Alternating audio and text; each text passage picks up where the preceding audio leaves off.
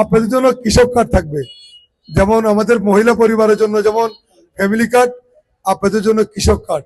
সেই কৃষক কার্ডে আপনার ছবি সহ আইডি কার্ড থাকবে, একটা ভোটার আইডি কার্ডের মতো। সেই কৃষক কার্ডের মাধ্যমে আপনি সার, বীজ,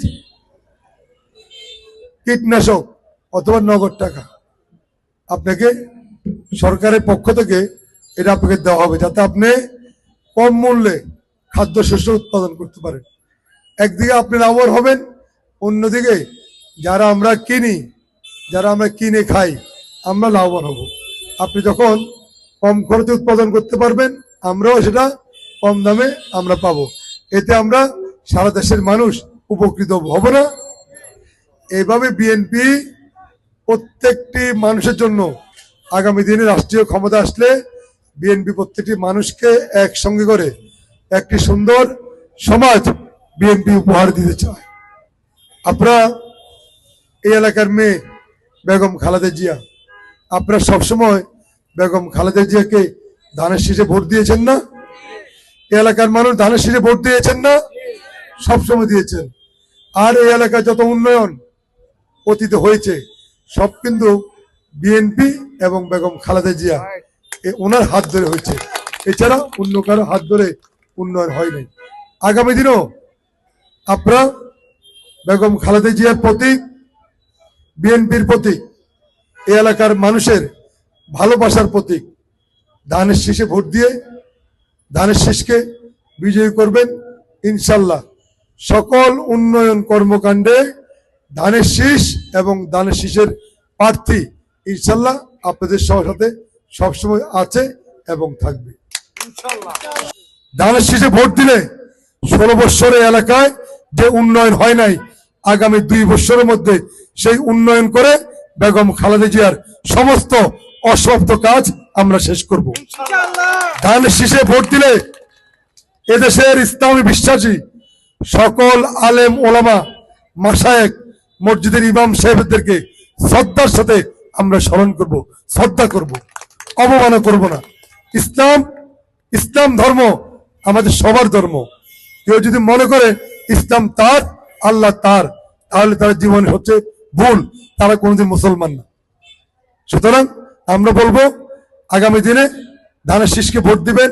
ইনশাল্লাহ ধানের শীষ আপনার সুখে দুঃখে ভালো মন্দে আপনার পাশে থাকবে। যেভাবে বেগম খালেদা জিয়া এই এলাকার মানুষের জন্য কাজ করেছেন এবং খালেদা জিয়ার প্রতি এই এলাকার মানুষের যে প্রত্যাশা আছে, ইনশাল্লাহ আমি কথা দিচ্ছি আগামী দিনে ধানের শীষ বিজয় হলে প্রত্যেকটি প্রত্যাশা একটি একটি করে আমরা পূরণ করবো। ইনশাল্লাহ আমরা চেষ্টা করব একটি সুন্দর সমাজ আমরা আপনাদেরকে উপহার দিতে। অনেকে এই এলাকার মানুষের প্রতিও কিছু অন্যায় অত্যাচার করেন, আমি জানি, কিন্তু আমি আপনাদেরকে ওয়াদা দিচ্ছি, আমি নির্বাচিত হওয়ার পর এই এলাকাকে একটি সুন্দর সন্ত্রাস মুক্ত, চাঁদাবাজ মুক্ত, মাদক মুক্ত সমাজ আমি প্রতিষ্ঠা করব। আমাকে আপনারা সাহায্য করেন। আমি করি কি করি না আপনারা দেখেন, কেন আমি চাইলেই এখন আমি করতে পারছি না। যেমন একটা উদাহরণ দেই, অনেকে বলেন বিভিন্ন জমি থেকে জোর করে মাটি কাটি নিয়ে আসে। আমি গত 3 দিন এদেরকে ধরার জন্য চেষ্টা করেছি, যখন শুনে আমি যাব এরা চলে যায়। আমি যাদের কাছে বিচার দেই তারা এদের সাথে লিয়াজো করে একসঙ্গে ভাগাভাগি করে খায়। আমি পারি না, কিন্তু আমি ওয়াদা দিচ্ছি আপনারা আমাকে ক্ষমতা দেন, যদি আমি এগুলো কন্ট্রোল করতে না পারি দ্বিতীয়বার এই এলাকার মানুষের সামনে কোনোদিন ভোট চাইতে আমি আসবো না, কোনোদিন আসবো না। আপনারা আমাকে সুযোগ দেন, আমাকে শক্তি দেন, আমার 2টা হাতকে শক্তিশালী করেন, আমাকে ক্ষমতা দেন।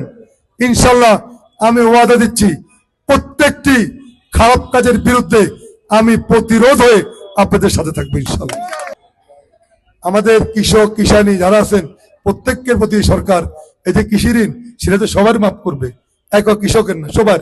আমরা চেষ্টা করবো আগামী দিনে সবাইকে সাথে নিয়ে আমরা কাজ করতে চাই। আর এখানে আমাদের অনেক নেতা আছেন, অনেকে আমার সাথে আছে, আমি অনেক সময় অনেক কিছু জানি না। এখানে আমি আরো 2-1 বার বক্তব্য দিয়েছি, অনেকের সম্বন্ধে বলেছি।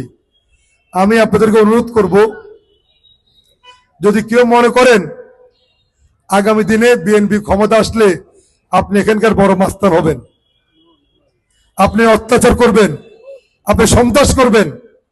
আমার স্পষ্ট বক্তব্য, সে যেই হোক, জনগণের বিরুদ্ধে যে কাজ করবে আমি তার বিরুদ্ধে প্রতিরোধ করবো ইনশাল্লাহ।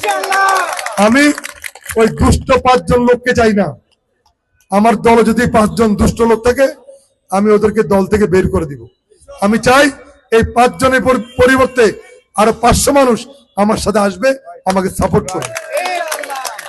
অনেকে আমার কাছে বলে, টুকটাক বলে, এই লোক অমুক জায়গা থেকে ফল কিনা টাকা দেয় না, মাছ কিনা টাকা দেয় না, একটু মাস্তানি দেখায়, টুকটাক আমি জানি। কিন্তু দুঃখের বিষয়, আমি যখন বলি যে আমার সামনে সামনে বলেন, নাম বলেন, নাম বলে না। এখন নাম না বললে আমি তো সব বাইরে করতে পারি না।